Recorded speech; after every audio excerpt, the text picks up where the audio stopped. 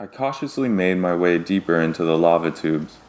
The wildfires had torn through this area the previous summer, leaving a smell of burnt grass and earth that filled the caves. I hadn't come across any signs of giant spiders or Tom or any other Wendigo.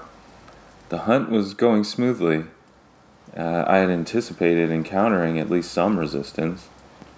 The lack of obstacles was making me anxious. I continued into the caves, though.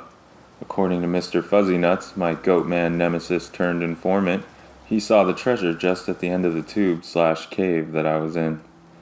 The silver spider treasure was at the end of the cave, piled high in a large opening dotted with a skylight above it.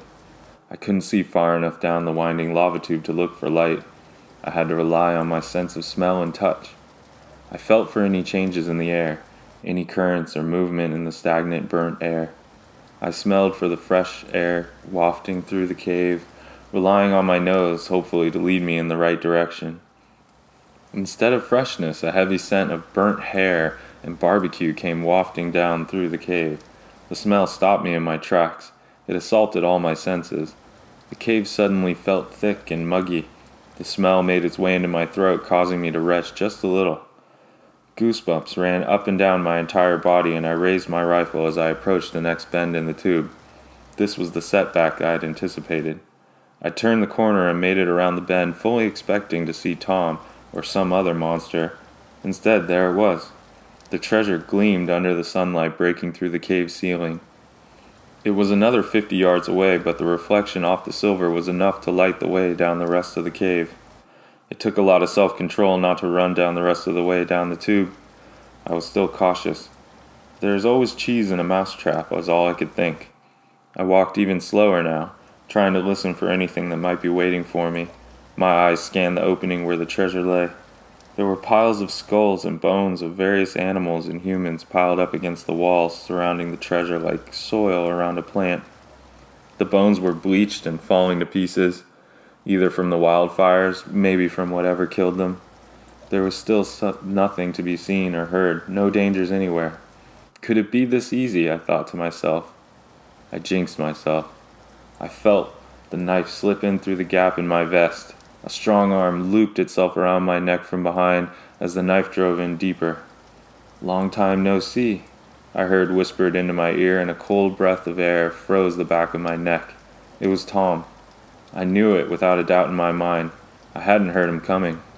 The old Tom was actually a pretty terrible hunter, one that would never have been able to get the drop on me, but this one, well, there I was, completely at his mercy. I lost the majority of my strength. He left the knife in my back and carried my body, my arm draped over his shoulder, down to the pile of bones. Tom he dropped me onto the pile of bones. They shattered, spitting up a cloud of dust that surrounded my nearly limp self.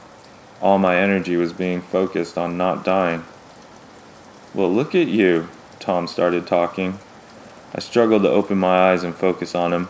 He was now sitting across from me on the pile, but he appeared light like a hummingbird. The fragile bones didn't seem to strain at all under the weight. "I always thought it would be Dean to come here first. You never seemed greedy. A man of action, yes, but never a man of avarice." I sat up and wheezed in some air. I could feel my energy slipping away. I wanted to save every last drop of strength I had left. "This offer was originally intended for him, but seeing as you're here now, maybe it was meant for you." Tom stood up and jumped down off the pile. He made his way over to a wooden box and pulled out a small decanter full of what looked like viscous wine. I had been around blood enough to recognize it was not wine. It was blood. Whose blood? I wasn't sure. He came closer to me and placed the decanter at my feet.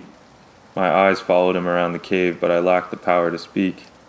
I could only take gasping, shallow breaths as he continued on with his speech.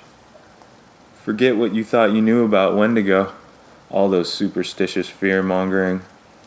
This," he pointed at the decanter, "is a blessing. Will, he was the original, the real monster. But me," he stood up proudly, placing his hands against his chest, "I am the Wendigo perfected. The further you get from the original, the better things get. I have all his strengths and still get to keep my own mind and thoughts."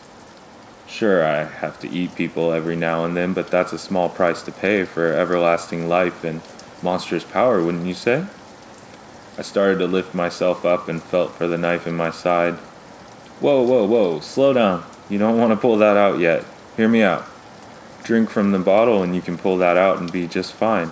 Don't drink from the bottle and pull that out and you'll be dead in less than a minute. He came over to me, placing the decanter in my hand, pulled out the stopper. We can share the treasure, guard it together, make more of us. I'm going to build an empire of monsters. I started to painfully chuckle and scoff. What? He asked. You're lonely, I smiled. The sad, lonely monster. I grabbed on the handle of the knife with my free hand. Immortality is a punishment.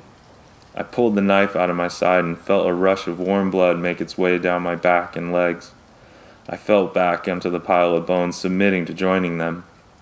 You idiot! He grabbed the decanter from my hand and forced my head back and mouth open. He started to pour the blood down my throat, making me drink it. I'm not going to be the only one, he said as he emptied the bottle. My eyes filled with shock and horror as I was being forced into becoming a Wendigo, forced to join this man in his pointless, lonely quest. I had no choice. I was being dragged to the other side.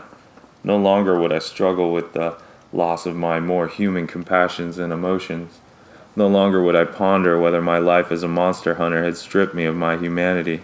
The argument was moot. It slipped away with every drop of that bottle. I had been turned fully, literally, into a monster. To be continued.